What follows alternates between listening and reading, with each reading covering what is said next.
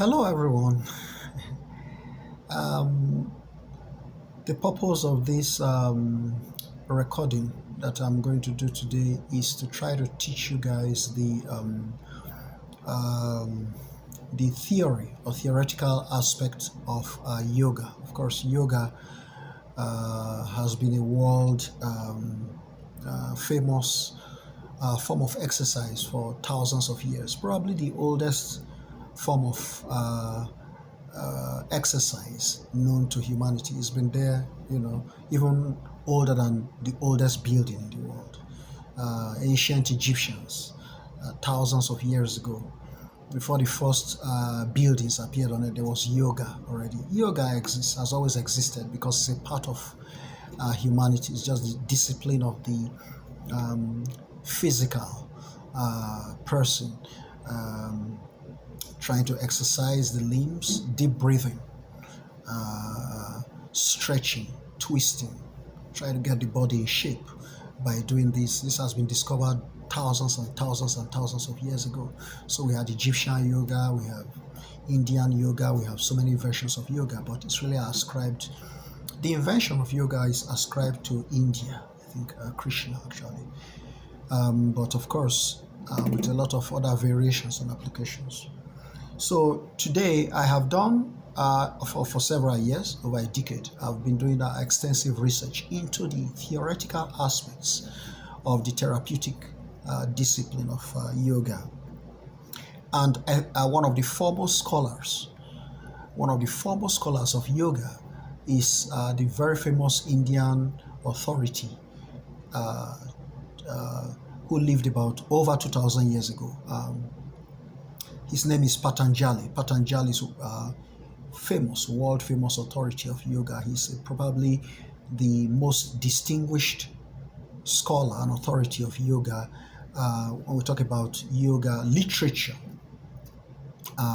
in India. So Patanjali wrote the world famous uh, text called in fact, ascribed to him the Yoga Sutras of Patanjali. So, in my own capacity, I've been able to get this work is a collection of slightly less than 200 verses. Really tiny book, but the weight, the weight of the book is probably as heavy as this whole world, if you want to put it that way. It's a very weighty book. It's a weighty book. It's a tiny book with less than 200 verses. But when you read them, you're going to have to really sit tight and work with your intelligence. You're going to sit, you wrestle with your intelligence to really be able to perform, to be able to understand, to be able to penetrate what Patanjali is discussing. Patanjali is a weighty Indian. He's an extremely huge Indian genius. He is the authority. He authored what is called the Yoga Sutras. So if you read them, most of the scholars, they actually read them with commentaries, because if you try to read them directly, you're going to get confused. I mean, Yoga Sutras, they are very profound, very profound. So I'm using Swaminanda and others, Velan Swami, and a couple of other scholars. I have studied their works. Vivekananda, Velan Swami, these are big Swamis. And Satgurus. I have studied their works for some years, and so I make reference to these, to their commentaries. As I said, because Patanjali, if you want to go take them sutra by sutra, that's verse by verse. Sutra just means verse, ancient Sanskrit term. You'll find it very challenging to your intelligence. They are very deep. These are some of the deepest. You get confused. In fact, you get confused. You have to read the Patanjali Yoga Sutras with some kind of commentary from some scholars like Sadhgurus or Swami Vivekananda. His name is very long. It's an Indian name. It's a beautiful man. Beautiful. I love him. So all these guys, they have really sat tight, spend their whole lives delving, of course, performing the yoga, stretching and twist, stretch, twist, deep breathing, stretch, twist, deep breathing, and then they've been able to penetrate profoundly and then they practiced a lot of meditation on each of these verses, and then they wrote out their own commentaries. So to try to help you to understand. So you can't really go to the Patanjali directly. You have to go through these scholars' understanding, their commentaries, to be able to make sense of these 200 verses. So I'm just going to read them. And again, of course, as contemporary scholars of yoga and practitioners of yoga, we try to leave you guys, students, and other scholars and researchers to practice this yoga by yourselves. I'm really giving an introduction because I'm sure some of you guys, you're going to feel challenged at the end of this when you really do your yoga and you try to get an understanding of what he's talking. For instance, let me give you a very good example. Principle of the hen laying the egg. Okay, when we were born, our mothers gave birth to us as babies, right?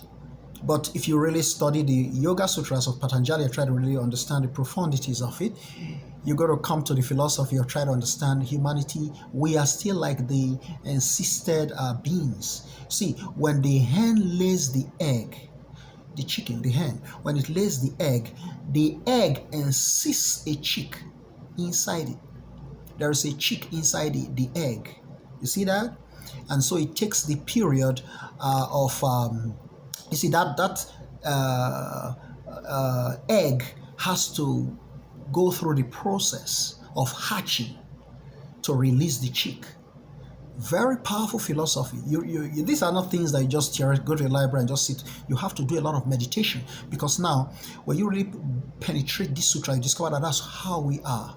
We are, when our mothers gave birth to us, every newborn baby in this world is like an unhatched egg. See? So throughout this life, we are like this egg. You see that? And then at the end of the day, when the egg hatches, the chicken is released. So at the end of this journey, when this body, this physical body is like the shell. This physical body you look at is you see, we are body and soul. It's a spiritual aspect, as we all know. I mean, Christianity, Islam, they say the same thing. Hinduism, Buddhism, right? Buddhism doesn't really talk about soul, but Hinduism does, and Jainism in fact emphasizes soul a lot. So the soul is like the chick, and the chick is in the egg. So you see, as we are now, you can see my body, but you can't see my soul. So it's a spirit. So my soul is the chick, and my body is the egg shell. So the human body, which is the egg shell, as you can see the egg shell, but you can't see the chick until the egg shell hatches. This is the philosophy.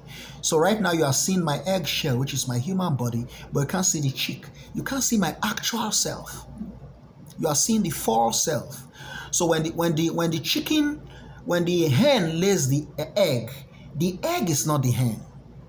The egg is a false hen. The chick is actually the hen. See,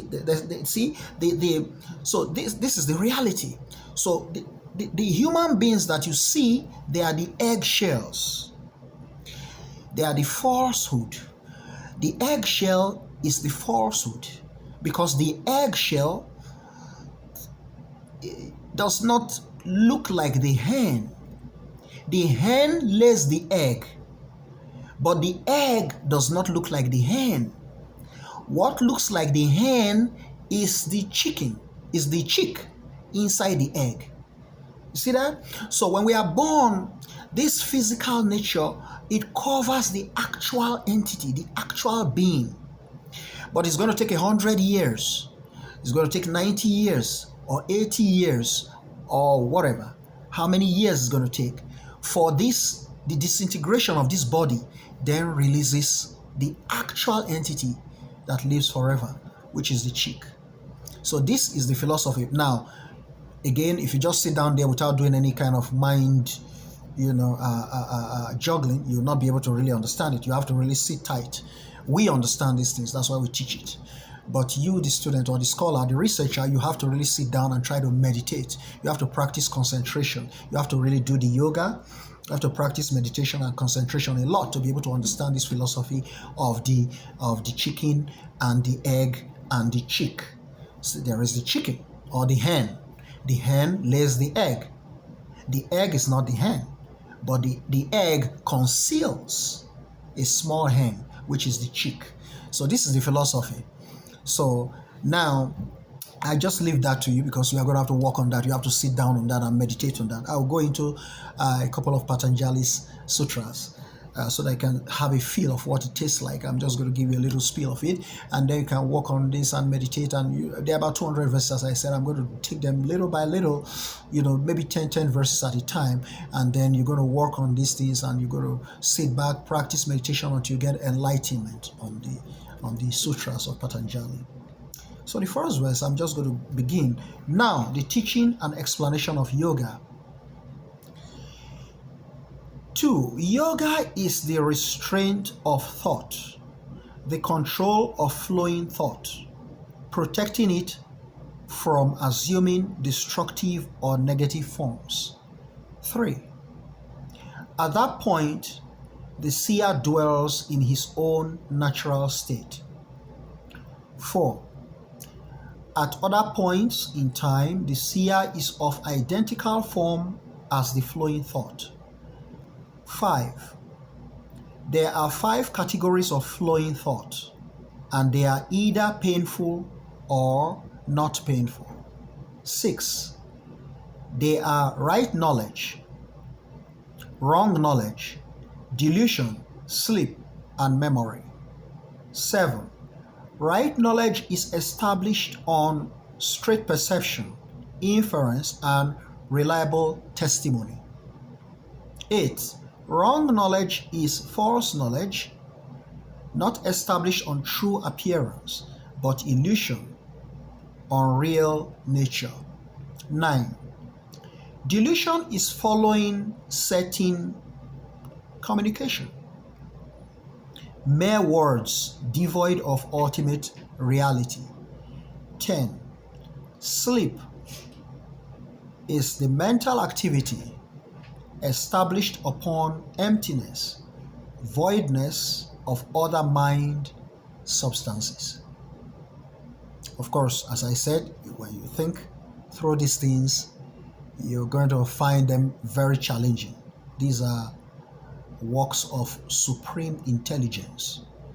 So if you are not an intelligent person, you can't even begin to contemplate these verses. Then if you are an intelligent person, you're going to have to really be intelligent. You got to sit tight and battle with your intelligence to be able to penetrate the great genius, Indian genius, the sage Patanjali. Patanjali is like Confucius in China. I'm going to work on Confucius later on.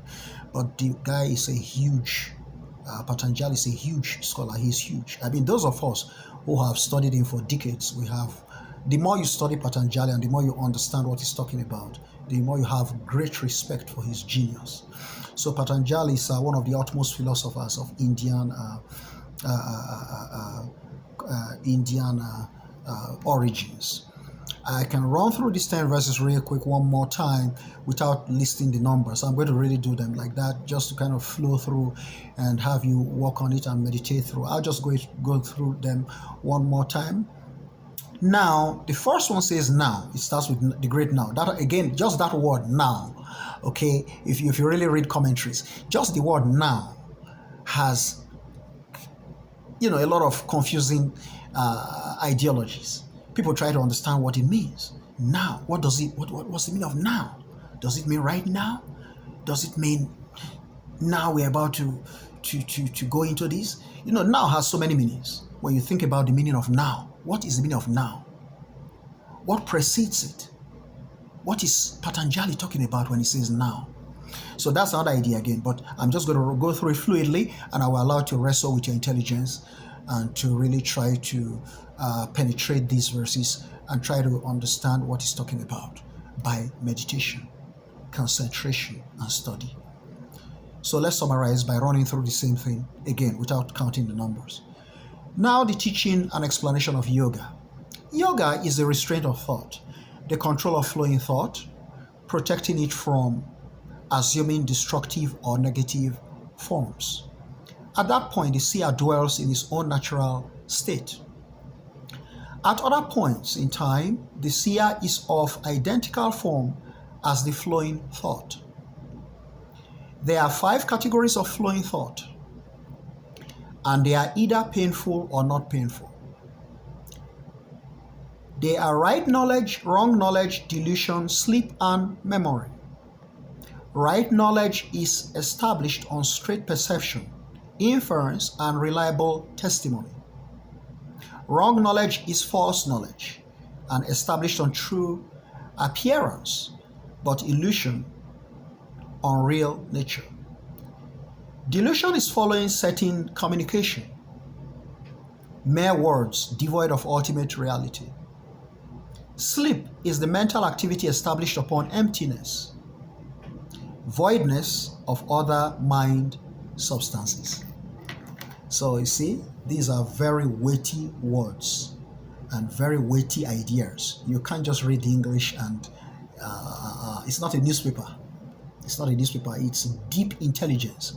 And what he's discussing is your body and your soul, and the relationship between your body and your soul. The union, the unity of your body and your soul. And this is what we call yoga. Yoga is the unity of body and soul. When you see the body, you sort of see the soul. When you see the soul, you see the body. The body and the soul are one, but then the forms are different. So this brings us to the issue of deathlessness. Later on, when you begin to really penetrate meditation, the continuity, what life is, the transformation process is a very powerful thing. So I just leave you to begin to deliberate on this, and we'll continue this discourse later. Thanks for listening. Have a pleasant day and meditation.